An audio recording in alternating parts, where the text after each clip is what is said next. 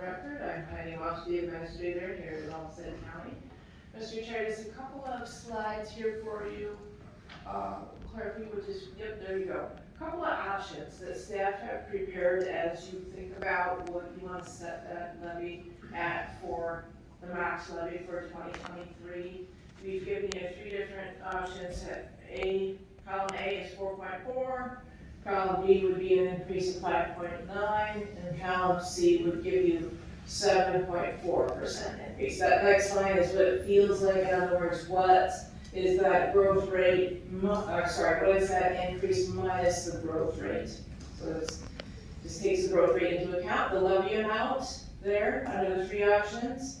How much would remain after we take out the base? That is for listening and viewing audience. The base is everything we need to continue with existing programs.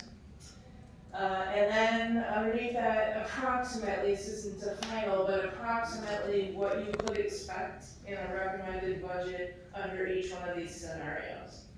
So you could expect about 7.5 FTEs that are not funded by levy. And you'll see the big difference here is under new FTEs that are levy funded, really not space for any under the first column A, under the first scenario, about 3 that we really have an urgent need for under B, and about 6 under C. Kind of can cruise your way through equipment and building and technology maintenance, much less under A, a little bit more under B, and then C really allows us to do more of what, more inclusive of all the things that are needed. And then another big piece are your major capital projects, and you see there that we are suggesting under all 3 scenarios that we delay the Justice Tower project.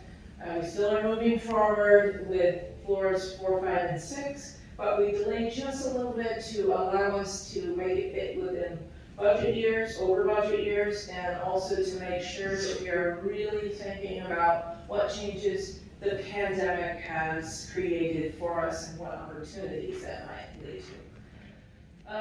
And then you'll see the Public Works Service Center addition, because that uses local option sales tax, doesn't affect the levy, and we would recommend that goes forward under any of those scenarios.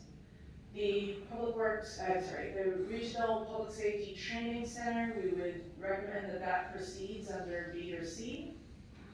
Grant Park, almost everything would be delayed under option A, but we can move forward with replacing the beer garden and some of the planned maintenance under option B. And then parks. If you choose option A, we really need to delay nearly all capital projects. Under B, we would delay the replacement caretaker house and some road improvements. We would delay the bathrooms at Sunbro. But we would be able to go forward with some of the smaller projects. OWF, or for listening audience, that's this Olmsted's Waste to Energy Facility.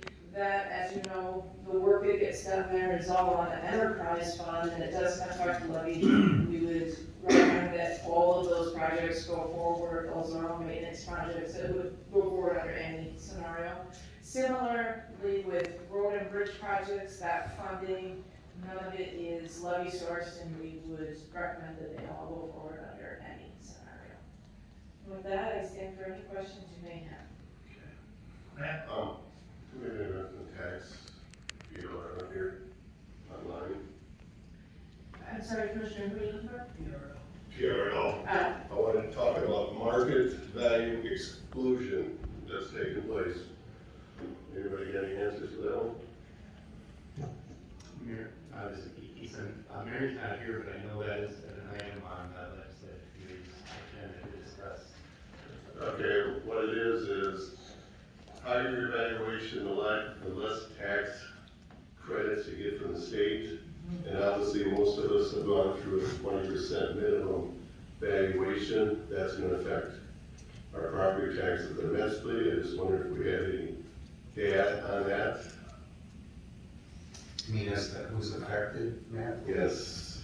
The legislation I know that's there is raising exclusion. It's like 375, now it's going to be 417, but Good question, I don't know. It hasn't happened yet. It's quite a declining scale, and you lose it completely. So basically, my understanding, if you go up like 50,000 valuation, you're gonna lose 4,000 in state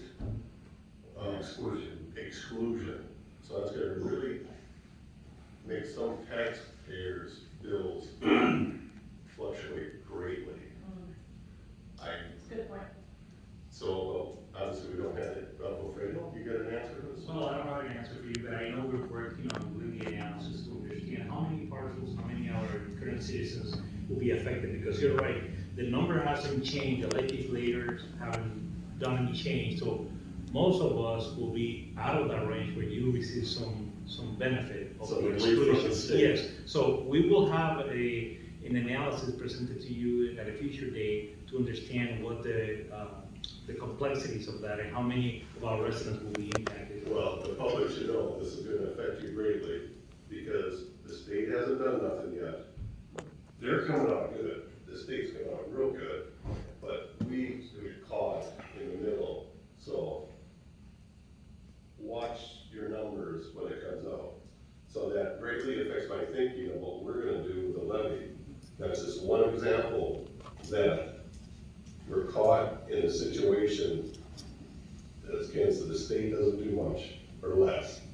That's gonna affect your property taxes because it's excluded. You're in a higher category, the less number you're gonna get. That's reality. Yeah, so a property with a single family home with 413,000 in value, then it doesn't receive any Doesn't Olmsted receive any anymore. credit. But we'll have a presentation for you in November, on the November meeting, and then we'll do this, use the same data to explain to the community what is happening in December as well.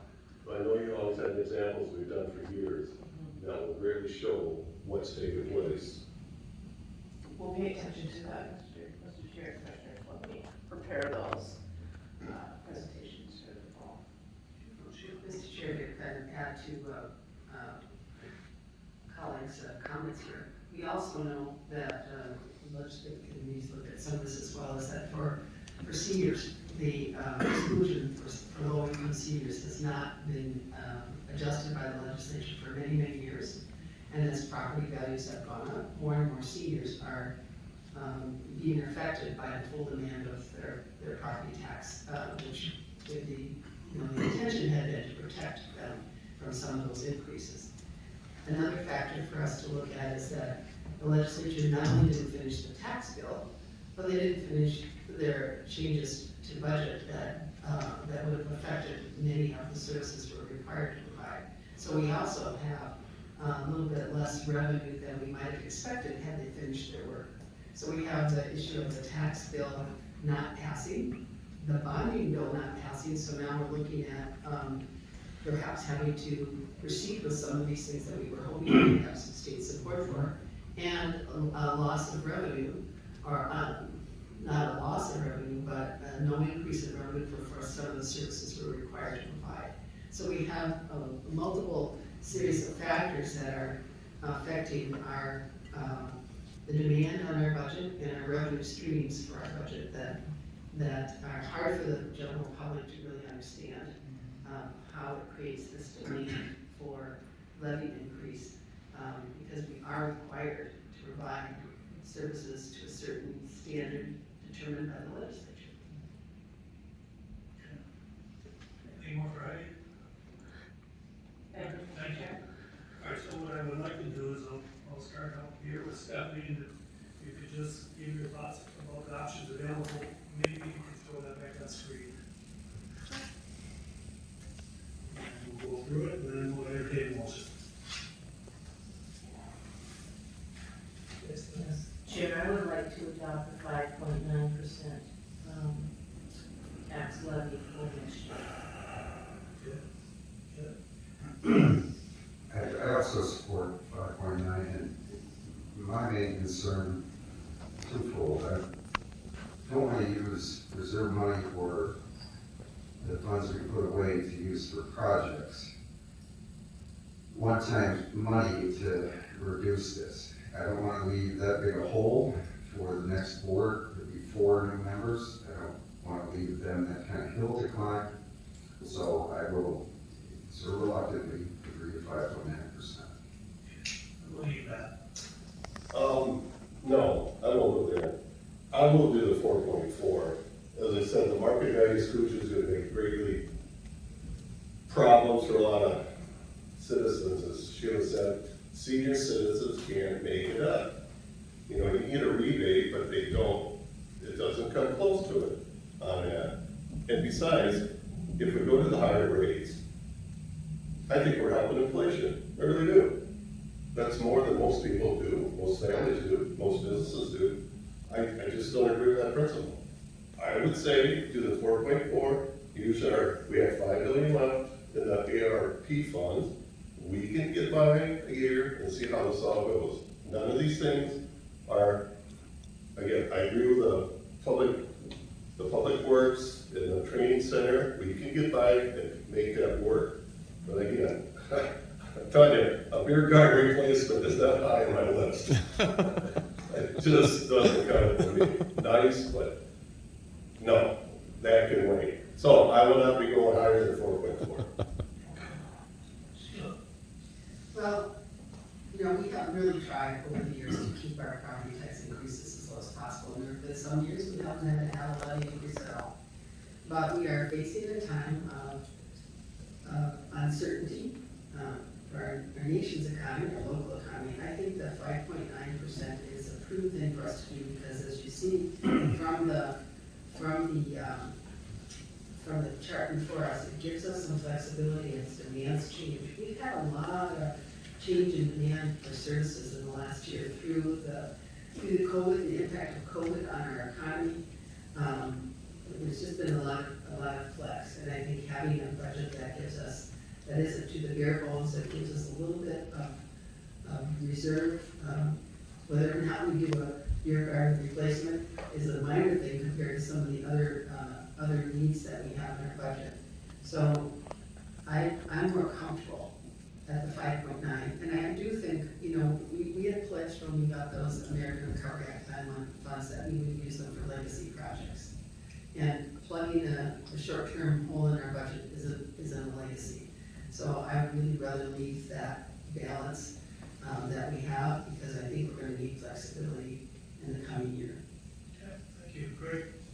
And I think that sometimes people forget that we really are a service organization. And when we look at our budgets, partly is how are we going to maintain the services that we need for the quality of life that we want in Olmsted County? And how are we going to continue to serve the indigent with the money that we have available? And sometimes when we talk about this, and when you cut part of it, you have to determine what services are you going to cut. And from what people talk to me about, they want us to serve the homeless. They want us to have more homes. They want us to have, to help people move into home ownership rather than renting. We need food for people that we haven't had, and we just gave Channel 1 $90,000 more money than we budgeted for this year. So those are the kinds of services that we need to really supply people who really are needed. So reluctantly, I would agree to the 5.9%, and that would be where I would say to. Okay. I'll add that I see at this point in the year, we're trying to fund the decisions we've made up to this point of the year. So we've spent X amount of dollars, now we must replenish to reflect the fact that we made these decisions in the last 12 months. And if we don't do that, we're getting into reserves and putting at risk our financial bond rating and we're tripling bond rated county, and I think that's important. I don't want to make decisions and not have to pay the piper. So we made some decisions along the way that's increased expenses, and now we have to pay for those decisions. Some of those decisions are beyond our control. Inflationary pressures, we burn a lot of fuel as a county, we buy a lot of materials as a county, we're paying higher prices than we were a year ago, and that's reflected in this need to fund our balance, our levy, so I'm gonna support 5.9. So I'll entertain a motion. Is there public comment allowable on this agenda item? No. Okay. Chair, I propose that we adopt the proposed property tax levy for year 2020 at 5.9%. Can I get a second? Anybody second? One second. Okay, we have a motion, and a second, any discussion? Sheila?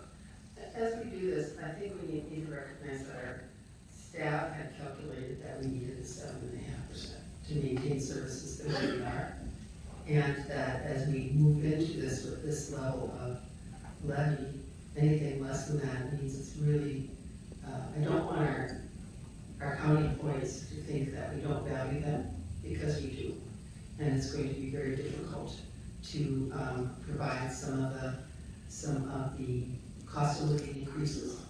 I was reading in various sources recently, claims asserting that part of the reason government is having trouble attracting workers, and every employer is having trouble attracting workers, is that our pay scales have fallen behind the private sector. And I think our employees, we have really dedicated, great employees. We've been very fortunate. But we know that our employees get recruited away by some of the private employers right in this town. So we're adopting this budget knowing that we probably cannot do all that our employees were hoping for.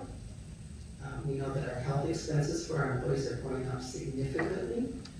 And so as we adopt this budget, I just want to say that it is with, not with, I don't know, it's not a budget, it's a tax increase. But we really do value our employees. And we really know that we can't meet all of their expectations, or all of we can't justify some of the requests that we know are before us, because we have higher expense for some of the total compensation that we provide for our employees, but we do value them, and I think that's something I would just want to take a moment to say directly to our employees. Any more discussion? Okay, we have a motion, and a second, all in favor, say aye. Aye. Opposed? Opposed? Okay, carries 5-1.